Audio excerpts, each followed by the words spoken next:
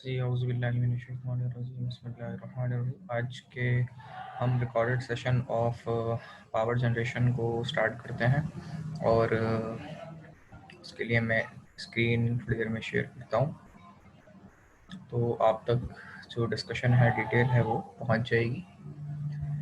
अब तक हम अपना एक क्विज़ कर चुके हैं पार्ट 1 और पार्ट बी के अंदर, और उसकी डिटेल डिस्कशन भी हम तकरीबन कर चुके हैं।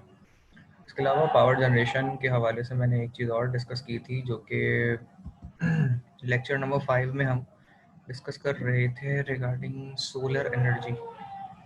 सोलर नेट मीटरिंग के ऊपर भी हम डिस्कशन काफ़ी हद तक कर रहे थे। लास्ट डिस्कशन हमने की थी वायर सिलेक्शन क्राइटेरिया के ऊपर, और उसे हम आगे बढ़ाएंगे।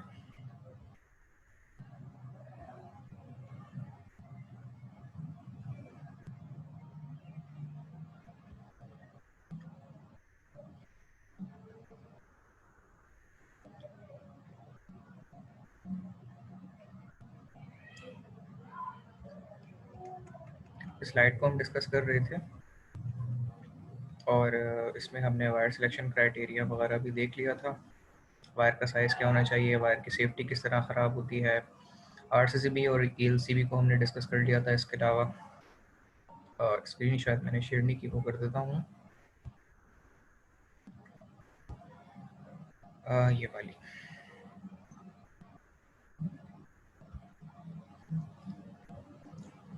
अच्छा जी, इसके अलावा ग्राउंडिंग का कॉन्सेप्ट भी डिस्कस कर लिया था। उसका एंगल को हमने डिस्कस कर लिया था। ऑप्टिमम जो सोलर एक्सेस है आपको, यानी जो गर्मी मिलती है सूरज से, वो सुबह 9 बजे से शाम 3 बजे तक मिलती है,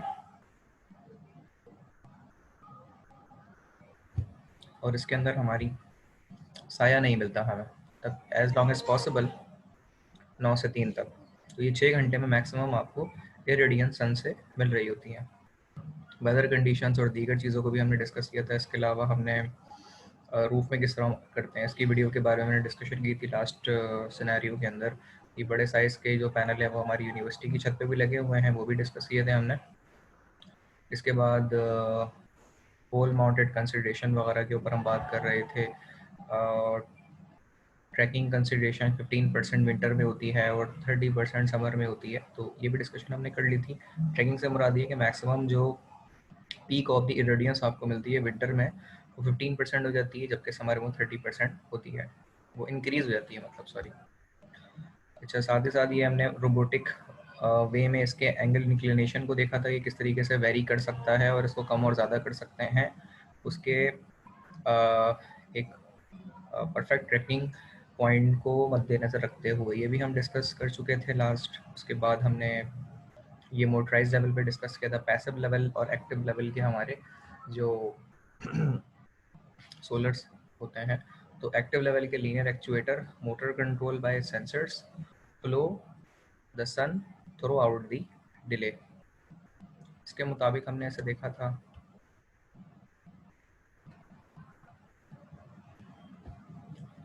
और साइज का फर्क पड़ रहा है अगर मैं फुल स्क्रीन कर देता हूँ। सच कोई मतलब पता तो नहीं लग रहा।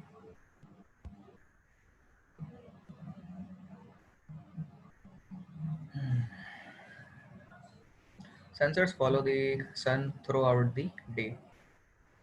Furthermore, पैसिव टाइप के जो हमारे सोलर पैनल्स होते हैं, सिस्टम होते हैं, have no motors, controls on gears, use the charging weight of the gaseous refrigerant within the sealed frame member to track the sun. तो उसमें ये चीज़ हमने फर्दरमोर इसमें देखी थी। इसी के साथ साथ इसको हम आगे बढ़ाते हैं।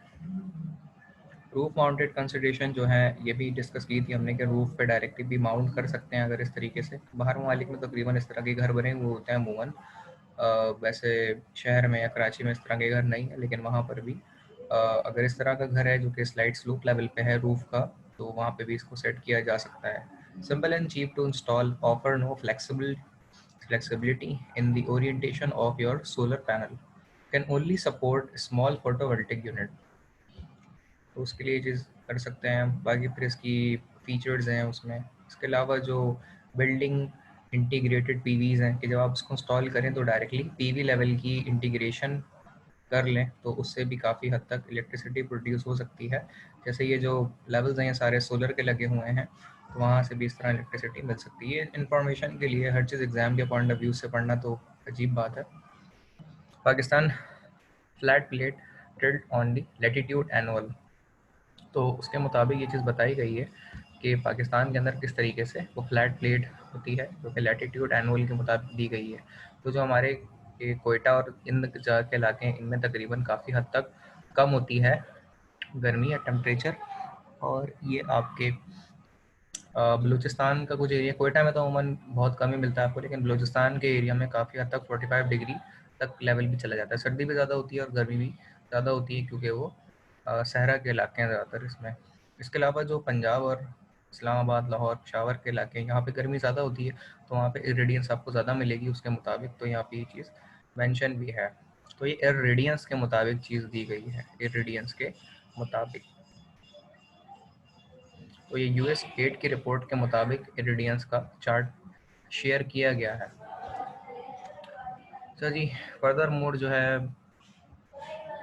इसमें कुछ ख़ास मज़ीद चीज़ें नहीं हैं कि आप यहाँ पे अगर इंस्टॉल करते हैं पीवी मॉड्यूल साइजिंग के मुताबिक, अगर पीवी मॉड्यूल का साइज़ आपको निकालना है तो टोटल डेली वॉट आवर वो कितने जनरेट करता है, जैसे पैनल के पीछे लिखे हुए होते हैं, मल्टीप्लाई करते हैं फैक्टर ऑफ 1.3 और divide by the average daily solar insolation के मुताबिक। अब इन फैक्टर्स को मिसाल के तौर पर आपको डेली जो वो प्रोवाइड कर रहा है वो 660 वाट प्रोवाइड कर रहा है पर आवर के मुताबिक एक दिन में, और मल्टीप्लाई करेंगे 1.3 तो डिवाइड कर देंगे एवरेज डेली सोलर इंसोलेशन जो आपको मिल रही है उसके मुताबिक। तो आपको पीवी मॉड्यूल का साइज वॉटेज में जो मिलेगा ना, कि जिस साइज का आपका वो पैनल है वो 156 वाट का बन जाएगा।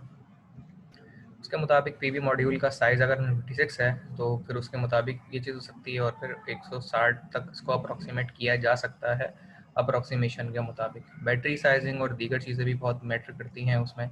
बैटरी कैपेसिटी निकालने का वो तरीका जिस तरह आपने अभी इसमें निकाला है सोलर की कैपेसिटी के लिए, डेली लोड जो कि किलोवाट आवर का है, मल्टीप्लाई कर देंगे ऑटोनॉमी के लेवल से एंड डिवाइड कर देंगे जी multiplying factor battery efficiency multiply by DOD battery voltage. DOD जो हमने यहाँ डिस्कस किए हैं, अलाउएबल डेप्थ ऑफ डिस्चार्ज, कितने लेवल तक अपने आप को वो डेप्थ लेवल तक चार्ज रखता है एंड देन उसको डिस्चार्जिंग कैपेबिलिटी 80% रह जाती है। ऐसा उसके मुताबिक पैरामीटर्स को यहाँ प्लेस करेंगे जिस तरीके से डेली लोड किलोवाट आवर में जो आप ले रहे हैं वो 660 है वाट में, और उसके बाद जो बैटरी एफिशिएंसी है वो 0.85 यानी 85% एफिशिएंसी हम ले लेंगे। इसके बाद जो है वो डीओडी का जो फैक्टर है डेप्थ ऑफ डिस्चार्ज वो हमने ले लिया है 0.8, एंड बैटरी के जो वोल्टेज हैं वो ऑब्वियसली 12 वोल्ट होते हैं लेकिन डिफरेंट लेवल की भी आती हैं, उनको यहाँ पे हम लिखने के बाद सॉल्व करेंगे तो 80.88 एम्पेयर आवर की रेटिंग निकल जाएगी। Multiply with 3 number Sundays. अब अगर 3 दिन के लिए निकालनी है आपको तो 3 दिन के हिसाब से वो 245 एम्पेयर आवर आपको प्रोवाइड कर सकता है संडे के मुताबिक। तो एक छोटा सा न्यूमेरिकल है रिलेटेड जो हमने डिस्कस किया। Charge controller size, charge controller ampere reading के मुताबिक आता है, और 10 एम्पेयर, 20, 30, 40, 50, 100 एम्पेयर के भी आते हैं। वो हमने शुरू में डिस्कस किया था कुछ 11 या 12 अपने लेक्चर में, तो उसमें देख लिएगा, मैंने उसका काफ़ी थॉरल इंट्रोडक्शन चार्ज कंट्रोलर के हवाले से प्रोवाइड किया था। और कंटिन्यू इन्वर्टिंग साइज और वो सब चीज़ें हमें मेंशन हुई नहीं है कि most inverter have DC to AC conversion efficiency of 85%। DC to AC inverter जो आपके होते हैं should be selected to match the system with peak power, जो उसकी होती है 165 वाट के हो गए या 500 वाट के इन्वर्टर आते हैं, अमूमन वो देते नहीं है, बट 165 भी रियलिस्टिक लेवल की पावर है। पावर सिस्टम जो है आपका सिस्टम पावर वो 12 है, और इन्वर्टर पावर रेटिंग जो है 165 और 170 वाट है। डिवाइडिंग बाय 0.585 और इन्वर्टर एफिशिएंसी जो है उसके मुताबिक इस चीज़ को डिवाइड कर लिया इसके वाटेज को, और आपको 200 वाट इन्वर्टर की साइजिंग इन वाटेज मिल जाएगी। तो इस तरीके से निकालने का तरीका है। एफिशिएंसी अगर आपको निकालनी है सोलर की एनर्जी एफिशिएंसी तो उसके मुताबिक ये दीगर चीज़ें दी गई हैं, उसको कंजर्वेशन, एफिशिएंसी, रिन्यूएबल एनर्जी के मुताबिक इस चीज़ को मेंशन किया गया है। ये सारी चीज़ें सिर्फ इंपॉर्टेंट नहीं है, सिर्फ बताने का मकसद ये है कि ट्रेंड्स के अंदर ये सारी चीज़ें चल रही हैं। इंक्रेसेंट या फ्लोरेसेंट के ऊपर आप आते हैं तो आपको किस हद तक जो है सेफ्टी बची जा रही है, लेकिन अब एनर्जी फ्लोरेसेंट के बाद भी, एनर्जी सेवर के बाद एक टेक्नोलॉजी एलईडी लाइट की है। एलईडी लाइट के अंदर यह है कि आपकी जो इलेक्ट्रिसिटी होती है वो काफ़ी हद तक फ्लोरेसेंट से भी कम हो जाती है। इंक्रेसेंट से फ्लोरेसेंट एंड फ्लोरेसेंट से एलईडी टेक्नोलॉजी, और उसके बाद फिर एसएमडी की टेक्नोलॉजी भी है जो कि पावर काफ़ी हद तक सेव कर लेती है। लाइट इमिटिंग डायोड जो हमारी होती है, जिसे एलईडी कहा जाता है, एडवांटेजेस डिसएडवांटेजेस उसके हैं। और यहाँ तक हमारा जो सेशन है बैटरी और दीगर चीज़ों का एंड हो जाता है। बैटरी लेवल के ऊपर अगर हम बात करें तो ये जस्ट लेवल ऑफ इंफॉर्मेशन के लिहाज से है। फंक्शंस ऑफ बैटरी और दीगर किस टाइप्स की होती है, lead acid battery, sealed battery और लिक्विड बैटरी, ड्राई बैटरी, उसकी टाइप्स होती हैं सारी। ये सेल बैटरीज होती हैं, इसके अलावा चार्जेबल और डिस्चार्जेबल बैटरीज होती हैं, तो उनका साइकिल प्रोसेस तरीके से चल रहा होता है। दीगर जस्ट इंफॉर्मेशन के लिए मुझे मूव करना है अपने नेक्स्ट टॉपिक की तरफ, जो कि है नेट मीटरिंग का। तो उसके लिए मुझे ये लेक्चर असल में कॉल करना था, वो ख़त्म करके सोलर नेट मीटरिंग के हवाले से कि नेट मीटरिंग का कॉन्सेप्ट क्या होता है, तो हम इस पर बात करेंगे। तो सेशन के हवाले से कोई डिफ़िकल्टी हो तो डिस्कस कर लीजिएगा। वैसे तकरीबन चीज़ें सिंपल हैं, डिफ़िकल्ट नहीं है। ये इन्फॉर्मेशन ऑफ दी स्लाइड मैंने डॉक्टर फैसल से ली हैं, उनकी इजाज़त से, और मैं इसे शेयर कर रहा हूँ आप लोगों से। The era of IPPs, independent power producer, advancement into the grid tied system and the role of net metering. Grid tied system को हम ऑलरेडी डिस्कस कर चुके हैं, तो यहाँ पे भी उसकी डिटेल मज़ीद आई, लेकिन हम प्रीवियस लेक्चर में ये डिस्कस ऑलरेडी कर चुके हैं। तो ये कर्टसी है एक वैसे तो मैंने डॉक्टर फैसल से ली। डॉक्टर फैसल ने जो है वो engineer Tahir Salim United engineering services में जो काम करते हैं, उनके ज़रिए से ये चीज़ हमें हासिल हुई है। IEEE स्टैंडर्ड्स के मुताबिक ये चीज़ एक सिम्पोजियम में प्रेजेंटेशन कॉन्फ्रेंस हुई थी, उसकी एक प्रेजेंटेशन है जो कि नेट मीटिंग के ऊपर है, किस तरीके से पाकिस्तान में नेट मीटिंग की पॉलिसी फॉलोअप होती है और उसको इंस्टॉल किया जाता है। तो उसके ऊपर ये प्रेजेंटेशन स्लाइड बनाई गई है, जिसको हम डिस्कस करेंगे। टाइप्स ऑफ पीवी मॉड्यूल जो हमारे हैं, थिन फिल्म, वो आपको पता है फ्लेक्सिबल होते हैं और वो कहीं पे भी इंस्टॉल किए जा सकते हैं, किसी एंगल के ऊपर भी, और वो फ्लेक्सिबल होते हैं, शीट के ऊपर बने हुए होते हैं, एक फिल्म के ऊपर एमॉर्फस टाइप के होते हैं, इसीलिए उसमें एडजस्टेबल रेटिंग्स होती हैं। एफिशिएंसी इसकी 7 to 8% होती है, रिलेटिवली लो कॉस्ट होता है ये, और easy to produce and flexible होता है, ये डिस्कस कर चुके हैं हम। शॉर्टर वारंटीज़ में होता है और लाइफ स्पैन भी इसका शॉर्टर होता है। इसके बाद जो हमारा नेक्स्ट है सोलर पैनल, वो पॉलीक्रिस्टलाइन सोलर पैनल्स होता है, इसको PASI भी कहते हैं, और इसकी एफिशिएंसी 15% होती है। ये लो प्राइस में आता है। पॉलीक्रिस्टलाइन मतलब मल्टीपल क्रिस्टल्स होते हैं इसमें, लो प्राइस होते हैं, सेंसिटिव टू हाई लेवल पे होता है ये, टेम्परेचर लो, लाइफ स्पैन इसका होता है, and slight less space efficiency होती है। जब प्रीवियस लेक्चर जो अभी हमने ख़त्म किया उसके अंदर ये सारी डिटेल मैं तकरीबन बता चुका था, लेकिन जैसे रिकॉल के लिए मैं आगे बढ़ रहा हूँ। उसके बाद जो है मोनोक्रिस्टलाइन सोलर पैनल्स हमारे होते हैं, जिसको मोनो SI कहा जाता है। इसकी एफिशिएंसी जैसे उसकी 15% थी पॉली की, मोनो की जो 20% है, ये थोड़ा एक्सपेंसिव भी पड़ता है हमें। हाई एफिशिएंसी रेट इसका होता है, ऑप्टिमाइज और कमर्शियल यूज़ के लेवल पे इसको बनाया गया है, और हाई लाइफ वैल्यू टाइम होती है, और ये एक्सपेंसिव है जो आपका मोनो का होता है। पॉली क्योंकि सस्ता है, आराम से मिल जाता है आपको। लैब में हमारे मोनो पॉली दोनों अवेलेबल हैं, वो आपने देखे होंगे। तो जो ब्लैक लेवल का होता है वो आपका मोनो होता है, और इसके एड्जेस इस तरह के बने हुए होते हैं। और अगर पोली में बात करें तो ये पोली में ना ये कट नहीं होता, ये बिल्कुल 90 डिग्री के क्रॉस पे बना हुआ होता है, 90 डिग्री के क्रॉस पे, तो इसमें ये कट नहीं लगे होते यहाँ से क्रॉस क्रॉस जो होते हैं ना। लेकिन अगर हम देखें तो इसके क्रॉस होते हैं। ये पहचानने का तरीका होता है कि मोनो का कौन सा है, पोली का कौन सा है। तो पोली के अंदर कट नहीं होते, बिल्कुल स्क्वायर बना हुआ होता है, जबकि मोनो के अंदर आपके इस तरह कट लगे हुए होते हैं और ब्लैक में होता है। पॉली जो है वो कुछ डार्क ब्लू में होता है। अच्छा जी, how many types of solar PV systems available होते हैं? वो 3 तरह के होते हैं, पहले डिस्कस कर चुके हैं हम ये।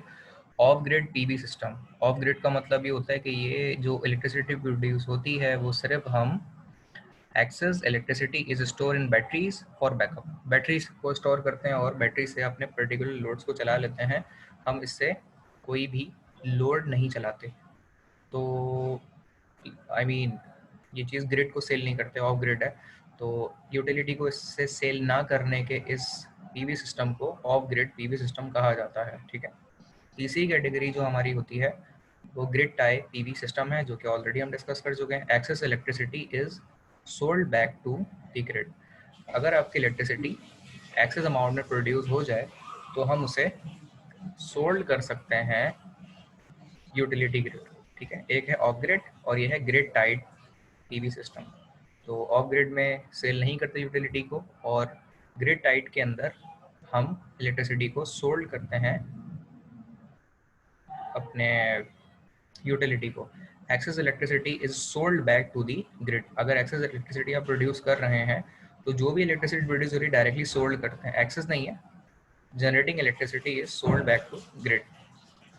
तो असल में जनरेटिंग होनी चाहिए, एक्सेस नहीं है।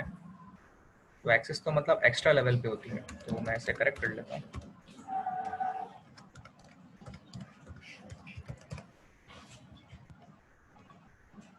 Generating electricity sold back to grid.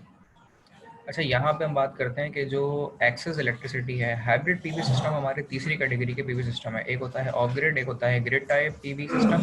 ये बैटरी में स्टोर नहीं करता, डायरेक्टली सेल करता है इलेक्ट्रिसिटी प्रोड्यूस होने के बाद यूटिलिटी को। हाइब्रिड पीवी सिस्टम जो हमारे होते हैं इसके अंदर खूबी होती है कि excess electricity is store into batteries and use to sold off to the grid. Electricity जो प्रोड्यूस होती है स्टोर की जाती है बैटरीज में, और अगर उसके बाद बचती भी है या फिर आपको वो सोल्ड नहीं भी करनी, यूटिलाइज नहीं करनी, तो आप उसको सोल्ड भी कर सकते हैं depending on the setting of the controller. अब इसमें कंट्रोलर में प्रोविजन ये होता है कि आप उसमें सेटिंग ये रख सकते हैं कि जी हाइब्रिड पीवी सिस्टम आपके पास है। हाइब्रिड की खूबी होती है ये दो तरीके से काम कर सकता है। एक तो इससे इलेक्ट्रिसिटी जो सोलर के जरिए पैदा हो रही होगी उसके प्रोवाइड करेंगे आप इसके चार्ज कंट्रोलर को। इसके चार्ज कंट्रोलर में ये एक अल्गोरिथम होता है बिल्ट इन लेवल का जो हाइब्रिड पीवी सिस्टम है, कि अगर आपकी इलेक्ट्रिसिटी पैदा हो रही है तो उससे बैटरी चार्ज कर लेंगे सबसे पहले, तो फर्स्ट प्रायोरिटी पे रख के। और अगर इलेक्ट्रिसिटी से सोलर से प्रोड्यूस होने वाली इलेक्ट्रिसिटी से बैटरी फुल चार्ज हो जाती है तो देन उस सेटिंग के मुताबिक आप देन उसे यूटिलिटी को सेंड करेंगे। तो ये हाइब्रिड पीवी सिस्टम के अंदर प्रोविजन होता है। लेकिन हम इसमें सेटिंग ये भी रख सकते हैं कि अगर इलेक्ट्रिसिटी आ रही है तो इलेक्ट्रिसिटी आने के बाद हम अपने बैटरीज को बल्कि चार्ज ना करें बल्कि डायरेक्टली सोल्ड कर दें, तो वो भी प्रोविजन इसमें है। तो इसमें दो तरीकों का, यानी इन दोनों को मिलाकर जो ऑफ ग्रिड और ग्रिड टाइड पीवी सिस्टम है वो दोनों हाइब्रिड पीवी सिस्टम के अंदर इंस्टॉल या बिल्ट इन किए जाते हैं। जिसका मतलब ये होता है कि अगर इलेक्ट्रिसिटी आपकी सोलर से प्रोड्यूस हो रही है तो इस लेवल के hybrid PV system charge controller में ये कैपेबिलिटी होती है कि वो बैटरी को चार्ज करते हैं फर्स्ट प्रायोरिटी पे, और अगर आप फर्स्ट प्रायोरिटी पे बैटरी चार्ज नहीं करना चाहते तो डायरेक्टली वो सोल्ड आउट हो जाए आपके यूटिलिटी को। तो ये हाइब्रिड पीवी सिस्टम के अंदर ये ख़ास किस्म का प्रोविज़न रखा गया है जिसके ज़रिए से ये चीज़ हो पाती है। होपफुली यहाँ तक डिस्कशन डिटेल समझ आ गई होगी। अब हम आगे चलते हैं और इसे डिस्कस करते हैं। Which is the most efficient and cost effective solution? कौन इसमें बेहतरीन सोल्यूशन आपको लगता है? तो इस पर हम 2 मिनट सोचें ज़रा, इन तीनों में से कौन बेहतर है? ये सोल्यूशन या ये सोल्यूशन, इन तीनों में से कौन बेहतर है? कॉस्ट इफेक्टिव सोल्यूशन है, एफिशिएंट सोल्यूशन है, तो तीनों में से कौन हो सकता है?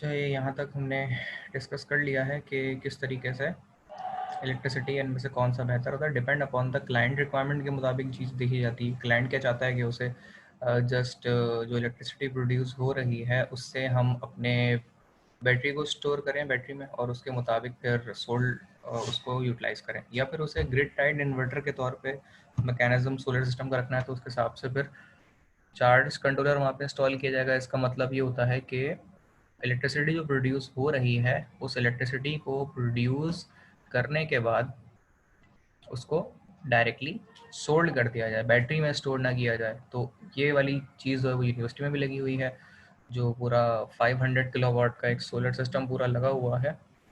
और एक हाइब्रिड होती है जो कि हाइब्रिड पावर सिस्टम जो है सोलर सिस्टम के अंदर, वो ये है कि इलेक्ट्रिसिटी से आप सोलर सेल से आप बैटरी चार्ज करें, और एक्सेस अमाउंट ऑफ इलेक्ट्रिसिटी अगर हो जाती है तो उसे सोल्ड आउट कर दें। तो हाइब्रिड लेवल के क्लाइंट डिपेंडेंट ये रिक्वायरमेंट होती है। For places which have shortage of electricity, off-grid system are the key solution as they provide backup during an outage of grid. For places where there is no outage of the grid, on-grid systems are the most reliable systems as the main cost of system. As an example, batteries are not a part. You get to sell the surplus electricity back to the grid. All in all, grid connected system have the best return on investment. अच्छा, इसके बाद अगर हम grid connected photovoltaic system को देखें, जो grid connected होता है, डायरेक्टली सोलर सिस्टम से इलेक्ट्रिसिटी प्रोड्यूस होती है डीसी के लेवल पे। ग्रिड टाइप इन्वर्टर जो कि डीसी को एसी में कन्वर्ट करता है सर्किट ब्रेकर के ज़रिए से। बाय डायरेक्शन एनर्जी मीटर एक कनेक्ट होता है, जो ये हमने पहले भी डिस्कस कर लिया था। एरे के ज़रिए इलेक्ट्रिसिटी प्रोड्यूस हो रही है, देन उसको इन्वर्ट कर रहे हैं सर्किट ब्रेकर के ज़रिए से हम। बाई डायरेक्शनल मीटर से इलेक्ट्रिसिटी देन सेल आउट कर रहे हैं यूटिलिटी को ट्रांसमिशन लाइन्स के अंदर। तो बाई डायरेक्शनल मीटर यहाँ पे लगता है, जो कि यहाँ पे दिखाया भी गया है। अच्छा, इसके बाद जो ये वाली स्लाइड है, what is net metering and how does it work. तो जैसे जैसे इलेक्ट्रिसिटी आपकी सूरज के बिहाफ पे प्रोड्यूस हो रही होती है, जैसे ये रात हो गई तो अब इलेक्ट्रिसिटी आप लेंगे ग्रिड से और घर को यूटिलाइज कर रहे होंगे, क्योंकि सोलर नहीं है अब। जैसे ही रात ख़त्म होगी और अगले दिन सूरज निकल जाएगा तो उसके नतीजे में आपकी इलेक्ट्रिसिटी प्रोड्यूस हो रही होगी और आप इलेक्ट्रिसिटी अब दे रहे होंगे, जो कि ग्रिड को सेल आप करेंगे। तो इलेक्ट्रिसिटी प्रोड्यूस हो रही है और इसको सेल कर रहे हैं। फिर दोबारा रात हो जाएगी तो आपकी सूरज की रोशनी रहेगी, तो बजाय अब इलेक्ट्रिसिटी देने के आप इलेक्ट्रिसिटी ग्रिड से वापस ले रहे होंगे। तो ये नेट मीटरिंग का कॉन्सेप्ट है। अब जब रात खत्म हो जाएगी, अगले दिन दोबारा सूरज निकलेगा, तो सूरज निकलने के बाद इलेक्ट्रिसिटी आपकी दोबारा सोलर सिस्टम से प्रोड्यूस हो जाएगी। वो सोलर सिस्टम से बाय डायरेक्शनल मीटर के जरिए से आप सेल आउट करना शुरू करते हैं ग्रिड को, और ये साइक्लिक प्रोसेस डेली बेसिस के ऊपर कंटिन्यू रहेगा जब तक सूरज निकलता रहेगा। तो इस तरीके से हम net metering bidirectional meter के जरिए से कर रहे होते हैं उसमें। तो नेट मीटरिंग अलाउज रेजिडेंशियल और commercial customer who generate their own electricity. तो नेट मीटरिंग अलाउ होती है सिर्फ फिलहाल तो रेजिडेंशियल एंड कमर्शियल कस्टमर्स को, जो अपनी इलेक्ट्रिसिटी खुद जनरेट करते हैं, घर में कर लें या किसी कमर्शियल लेवल पे कर लें फ्रॉम सोलर पावर। अच्छा, कमर्शियल लेवल पे इलेक्ट्रिसिटी प्रोड्यूस हो रही है यूनिवर्सिटी में, और रेजिडेंशियल लेवल पे जो लोग घर में सोलर सिस्टम लगा के इलेक्ट्रिसिटी वाफिर मकदार में पैदा करते हैं, जो तकरीबन 1000 वाट से ज़्यादा यानी 1 किलो वाट या उससे ज़्यादा का अगर आप प्लांट लगें तो आप इलेक्ट्रिसिटी सेल कर सकते हैं बाय डायरेक्शनल मीटर के ज़रिए से। तो ये मीटर बाय डायरेक्शनल मीटर होता है, जो इलेक्ट्रिसिटी सेल भी करता है और इलेक्ट्रिसिटी टेक भी करता है।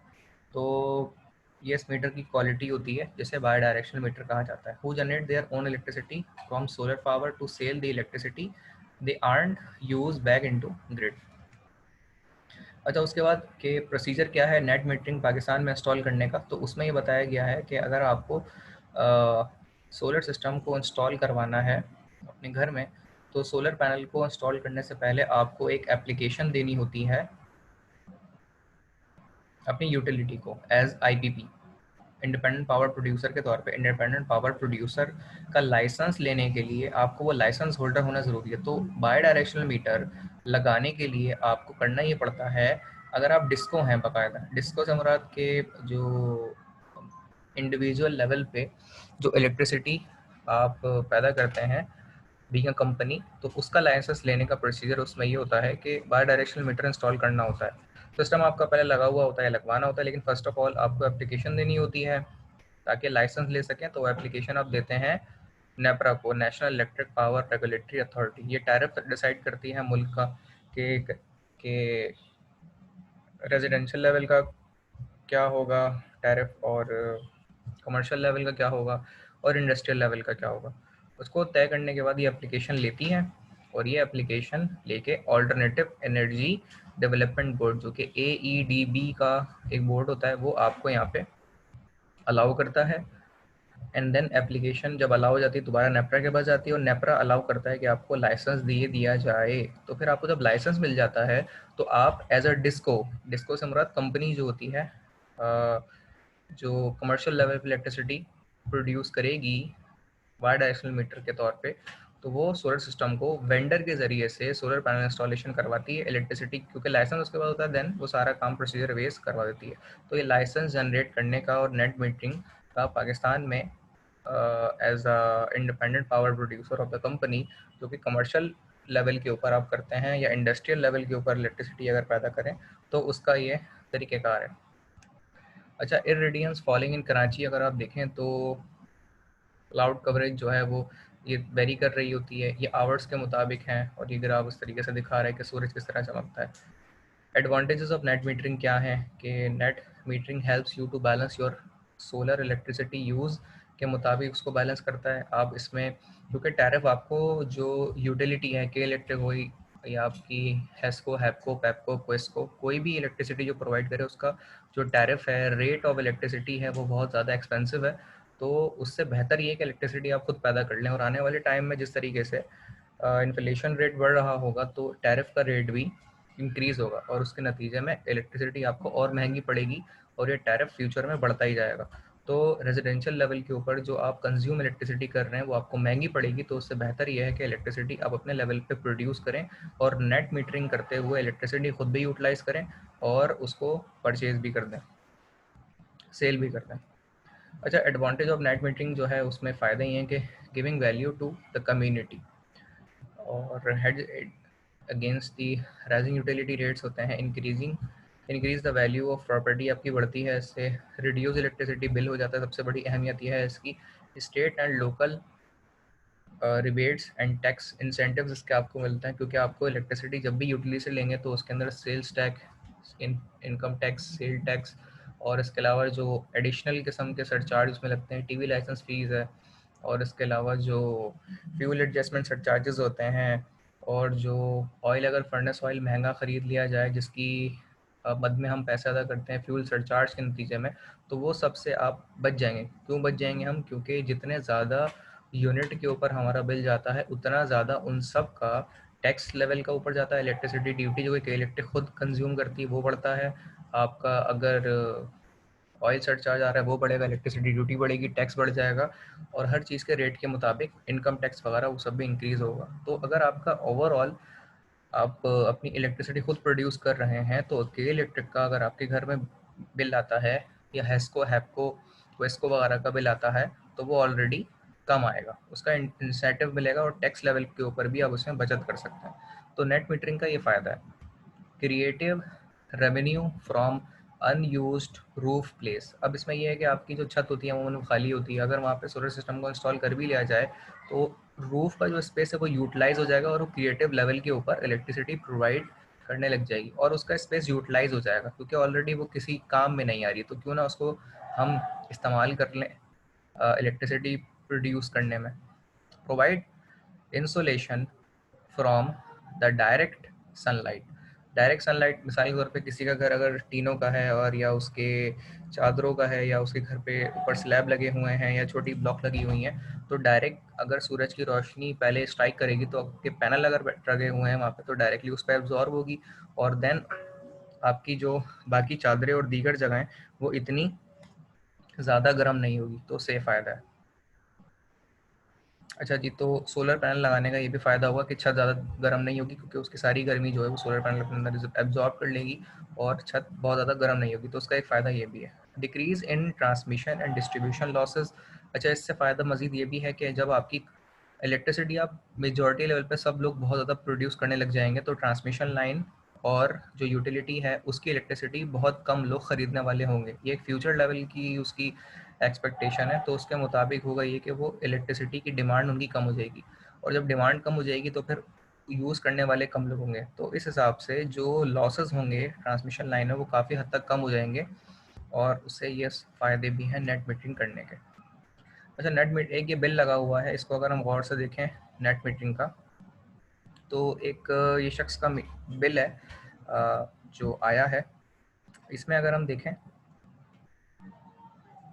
तो उसके मुताबिक इसके जो यूनिट है वो 255 यूनिट्स हैं जो कि माइनस में जा रहे हैं, यानी 2321.24 पैसे जो हैं वो यूटिलिटी प्रोवाइड करेगी। तो एक यू रूल होता है, अब इसमें बाकायदा इसका मेंशन भी हुआ हुआ होता है कि इलेक्ट्रिसिटी अगर आप खुद पेमेंट कर रहे हैं उसकी, तो वो नेगेटिव वे में जा रही होंगी आपकी पेमेंट। तो अगर आप कंटिन्यूस एक महीने में नेट मीटरिंग के ज़रिए से इलेक्ट्रिसिटी सेल कर देते हैं यूटिलिटी ऑफ के इलेक्ट्रिक को, दूसरे महीने में भी कर देते हैं और तीसरे महीने में भी कर देते हैं, और आपका कंटिन्यूस जो है कंज्यूम नहीं हो रहा बल्कि आप कंटिन्यूस सेल कर रहे हैं एक्सेस इलेक्ट्रिसिटी प्रोड्यूस करने के बाद, तो इसका फ़ायदा ये होता है कि आपको उस सारे अमाउंट का 3 महीने बाद एक चेक मिलता है के इलेक्ट्रिक की तरफ से। ये भी पॉलिसी में शामिल है। तो वो जो एनर्जी आपकी है यूनिट के बिहाफ पे करंट रीडिंग, प्रीवियस रीडिंग, ये बाई डायरेक्शनल मीटर की रीडिंग है, तो उसके मुताबिक जो बिल आपका आता है वो काफ़ी हद तक नेगेटिव में चल रहा होता है। अच्छा, यूनिट कंज्यूम क्यों हुए हैं? ये 254 यूनिट हैं, और ये कंज्यूम इसलिए हुए हैं क्योंकि रात की टाइमिंग पे कुछ ना कुछ लोड तो चल रहा होगा। तो रात की टाइमिंग के ऊपर जो आपका यूनिट कंज्यूम हुए हैं ये सिर्फ वो 254 है। बाकी इसके अलावा जो मीटर एंड इसमें इन्होंने भरा है कुछ 15 रुपये, और नेट मीटरिंग बेनिफिट जो हैं वो -4964.16 रुपीज़ नेगेटिव में है इनके। कि इलेक्ट्रिक के चार्जेस वो भी नेगेटिव में पिछले मंथ के इनके। इलेक्ट्रिसिटी ड्यूटी इनकी 32 रुपये हो गई, यानी काफ़ी हद तक कम हो गई। जर्नल सेल्स टैक्स 377 है, वो भी बहुत कम हो गया। टीवी लाइसेंस फीस 35 रुपये, वो सेम जाती है। गवर्नमेंट की जो फीस है वो 453 रुपये एज इट इज़ सेम है। तो जो इलेक्ट्रिसिटी चार्जेस आपके पीरियड के बने उस महीने के, वो भी माइनस में बने, यानी -2321.24 पैसे के मुताबिक ये पैसे जो बने हैं आपके रुपए, वो के इलेक्ट्रिक के नेगेटिव लेवल पे हैं। यानी अगर आप 3 महीने तक इस तरीके से नेगेटिव में बिल आपका जा रहा हो तो इसको आप रिसीव भी कर सकते हैं के इलेक्ट्रिक से चेक की सूरत में जाके, और ये मिल भी जाते हैं।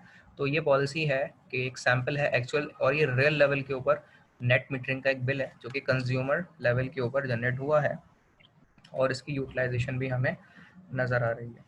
अच्छा, इसी के साथ साथ जो है जो इसमें डिस्कशन हमने करी है, तो बाकायदा ये लिखा हुआ भी होता है इसमें मीटर में कि पेमेंट नॉट रिक्वायर्ड, यानी पेमेंट कोई भी वसूल नहीं की जाएगी कंज्यूमर से, और इसकी पेमेंट जो है वो के इलेक्ट्रिक खुद करेगी, क्योंकि नेट मीटरिंग से यूज़र ने अपनी इलेक्ट्रिसिटी खुद पैदा की है और उसने वो पैदा करके यूटिलिटी को प्रोवाइड करी है। उसके नतीजे में जो इलेक्ट्रिसिटी हमने प्रोवाइड की है, सेल करी है, तो 255 यूनिट हमने प्रोड्यूस करे हैं जिसके पैसे बनते हैं -2324.24 रुपीज़। तो ये हमें सेल करना है, तो उसके मुताबिक ये चीज़ यहाँ पे बताई गई है।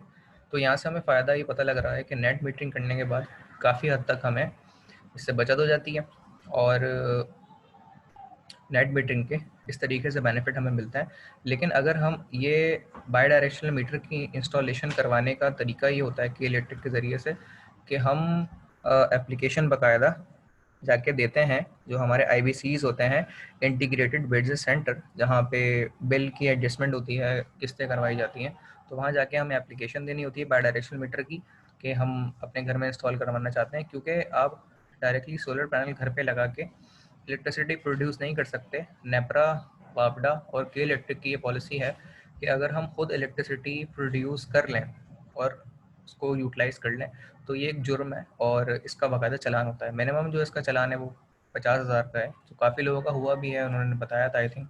तो इसलिए हम खुद अपने तौर पे इलेक्ट्रिसिटी पैदा नहीं कर सकते घर पे, क्योंकि उसकी प्रोटेक्शन और उसकी वायरिंग, उसके गेज और उसमें जो सेफ्टी इन्वॉल्व होती है वो काफ़ी हद तक वॉयलेट हम कर सकते हैं क्योंकि हम प्रोफेशनल लेवल की वायरिंग और इंस्टॉलेशन नहीं कर पाते, इसीलिए उसका प्रॉपर एक वेंडर होना ज़रूरी है। और ये सबका जो काम है वो बाकायदा के इलेक्ट्रिक के वेंडर के ज़रिए किया जाना ज़रूरी है। इसीलिए वापडा, नेपरा और के इलेक्ट्रिक ने इसको रिस्ट्रिक्ट किया है कि यूज़र जो है अपने एंड पे खुद सोलर पैनल छत पे इंस्टॉल करके इलेक्ट्रिसिटी प्रोड्यूस नहीं कर सकता, और अगर वो ये करता हुआ पाया गया तो उसके ऊपर इसका चालान भी होगा। इसीलिए फिर इसकी एप्लीकेशन का प्रोसीजर ये अपनाया गया। नेट मीटरिंग का बाकायदा एक सेक्शन भी है के इलेक्ट्रिक की वेबसाइट पर है, अगर हम जाके उसको सर्च आउट करें, ऑप्शन में मौजूद हैं बाई डायरेक्शनल या नेट मीटरिंग का ऑप्शन। तो के इलेक्ट्रिक में बाकायदा वहाँ पे एप्लीकेशन का तरीक़ेकार बताया गया है कि IBC में इंटीग्रेटेड बिजनेस सेंटर में जाके एप्लीकेशन वहाँ देनी होती है। एप्लीकेशन देने के बाद जो है उसका प्रोसीजर फॉर्म, जो एग्जिस्टिंग बिल है वो और जो दीगर गैस के बिल आते हैं वो आपको लगाने होंगे, घर किसके नाम है, शनाख्ती कार्ड, ये सब चीज़ें इंफॉर्मेशन आपको देनी होती है।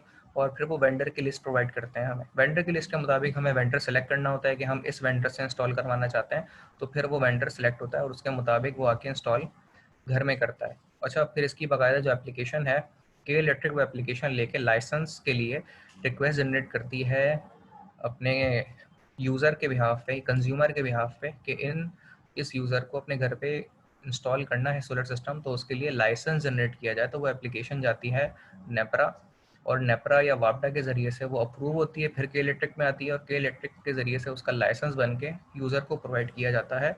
और देन ये फिर अलाउेबल कंडीशंस में होता है कि आप जो इलेक्ट्रिसिटी प्रोड्यूस कर सकते हैं, इसके रेट बाकायदा लिखे हुए हैं कि कहाँ से कहाँ तक यूज़र जो है इलेक्ट्रिसिटी पैदा कर सकता है। तो उसका मिनिमम भी जो लेवल है वो 1000 वाट है, यानी 1 किलो वाट से इलेक्ट्रिसिटी अगर आप प्रोड्यूस कर रहे हैं तो ही के इलेक्ट्रिक उसे मानेगा कि आप एक IPP हैं जो इलेक्ट्रिसिटी प्रोड्यूस कर रहा है, तो आपकी इलेक्ट्रिसिटी वहाँ पर एक्सेप्ट की जाएगी। और इससे कम करेंगे तो आप IPP में शामिल नहीं होंगे, और पॉलिसी के मुताबिक आपकी इलेक्ट्रिसिटी के इलेक्ट्रिक नहीं खरीदेगा। तो उसके मुताबिक 1 किलो वाट आपको जनरेट करनी ज़रूरी है सोलर पैनल के ज़रिए से। अगर हम 500 वाट के 2 सोलर पैनल भी लगा लें तो 1 किलो वाट तकरीबन हम जनरेट कर लेंगे। तो ये सब उस लाइसेंस रिसीव करने के बाद प्रोसीजर फॉलो किया जाता है। उसके बाद जो है उसकी वायरिंग, सोलर पैनल इंस्टॉल करना और पूरी फंक्शनैलिटी इंस्टॉल करने के बाद जो बाई डायरेक्शनल मीटर आपके घर में लगेगा, तो वो बाई डायरेक्शनल मीटर ही के इलेक्ट्रिक की पूरी ज़िम्मेदारी है वायरिंग की लगाने की। लेकिन उसके लिए प्रॉपर तरीके का एक वेंडर होना ज़रूरी है जो ये सारा काम कर सके, और किसी और अपने ख़ुद के वेंडर या अपने तरीके से अगर आप काम करेंगे तो वो एक्सेप्ट नहीं किया जाता। तो इसकी पूरी लाइसेंसिंग डॉक्यूमेंट बाकायदा एक वेंडर के ज़रिए किया जाता है, क्योंकि वो उसकी टेक्निकल टर्म्स को और टेक्निकल रिक्वायरमेंट्स को समझता है, तो उसके मुताबिक ही चीज़ें फुलफिल होती हैं। इसीलिए हम जो है इस पे बाउंड है कि हम एप्लीकेशन के इलेक्ट्रिक को दें, के इलेक्ट्रिक फर्दर हमारी एप्लीकेशन वेंडर के ज़रिए से नेपरा एंड देन वापडा को जाए, और फिर उससे लाइसेंस हमें प्रोड्यूस होता है। मैक्सिमम जो इलेक्ट्रिसिटी हम पैदा कर सकते हैं, एक तो मिनिमम जो है वो 1 किलोवाट है, और मैक्सिमम जो है आई थिंक वो 500 किलोवाट है। इससे ऊपर इलेक्ट्रिसिटी एक कमर्शियल या डोमेस्टिक लेवल पे हम आई थिंक डोमेस्टिक लेवल पे प्रोड्यूस नहीं कर सकते, रेजिडेंशियल लेवल पे। तो एक मिनिमम जो लेवल है वो 1 किलोवाट से 500 किलोवाट तक है, इससे ऊपर हम इलेक्ट्रिसिटी जनरेट नहीं कर सकते। तो या फिर इससे भी कम लेवल पे, वो एग्जैक्ट मुझे वो याद नहीं है, लेकिन इसकी डिटेल जो है वो के इलेक्ट्रिक ने अपनी वेबसाइट पे मेंशन की है। तो ये सारा प्रोसीजर जो है नेट मीटरिंग के हवाले से, और at the end application licensing application देना, और नेट मीटरिंग के चार्जेस एंड देन वो रिसीव करना, और बाई डायरेक्शनल मीटर के ज़रिए के रात के औकात में इलेक्ट्रिसिटी को कंज्यूम करना और दिन के औकात में इलेक्ट्रिसिटी को सेल करना, और उस नतीजे में जो हमारी नेगेटिव में आ रहे होते हैं अमाउंट और यूनिट्स, वो हमें यहाँ पे दिखाए गए। तो ये पूरा प्रोसीजर है जो कि फॉलो किया जाता है बाई डायरेक्शनल मीटर के ज़रिए से। इस सेशन को यहाँ पे हम एंड करते हैं, और अगला सेशन फिर दिन कंटिन्यू करेंगे। अल्लाह।